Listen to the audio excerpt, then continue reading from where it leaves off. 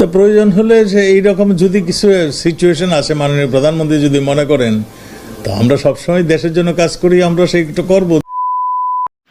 আসসালামু আলাইকুম বন্ধুরা, আশা করি আপনারা সকলেই ভালো আছেন।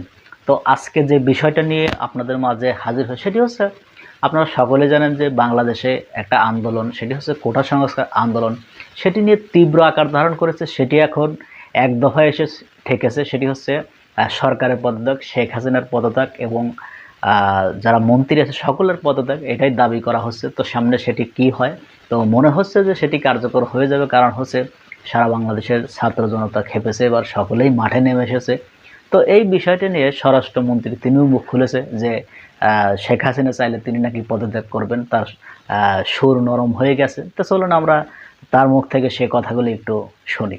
তো প্রয়োজন হলে যে এইরকম যদি কিছু সিচুয়েশন আসে, মাননীয় প্রধানমন্ত্রী যদি মনে করেন, তো আমরা সবসময় দেশের জন্য কাজ করি, আমরা সেইটা করব যদি প্রধানমন্ত্রী মনে করেন।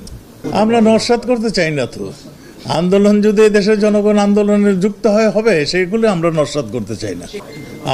আপনার জানা উচিত মাননীয় সাংবাদিক, আজকে আমাদের কাছে যেগুলির ইগুলো আমরা পেয়েছি, এগুলি অনেকগুলোই পুলিশের রাইফেলের গুলি নয়, পুলিশ ইউজ করে না এগুলো। আমরা তো আপনি যুবলীগের নেতা দেখেছেন, যুবলীগের নেতা তাদের বাধা দিতে গেছে, গুলি করতে যায় নাই। আপনি নিশ্চয়ই জানেন আমার ছাত্রলীগের নেতা কয়জন মারা গেছেন। আপনি নিশ্চয়ই জানেন আওয়ামী লীগের নেতা কয়জন মারা গিয়েছেন। আপনি তাহলে আপনি সেইটা না জিজ্ঞাসা করে আপনি উল্টোটা জিজ্ঞাসা করলেন। আমরা নস্যাৎ করতে চাই না। তো আন্দোলন যদি দেশের জনগণ আন্দোলনে যুক্ত হবে, সেগুলো আমরা নস্যাৎ করতে চাই না।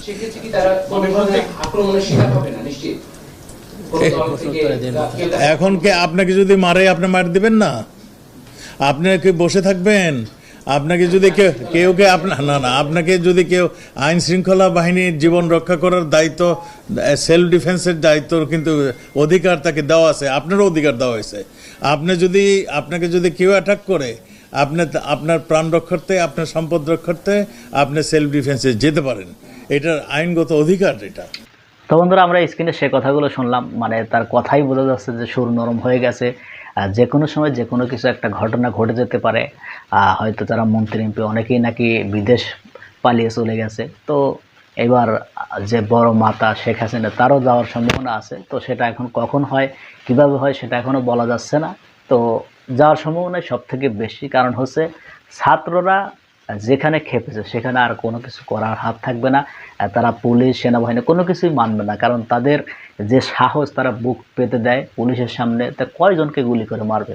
তো আসলে এটা সামনে দেখা যাক কি হয়। তো এই বিষয় নিয়ে আপনাদের যদি কোনো মতামত থাকে অবশ্যই কমেন্ট বক্সে জানিয়ে যাবেন। তো বন্ধুরা, ভালো থাকবেন, সুস্থ থাকবেন, দেখা হবে পরবর্তী কোনো ভিডিও নিয়ে। সে পর্যন্ত ভালো থাকুন। আল্লাহ হাফেজ।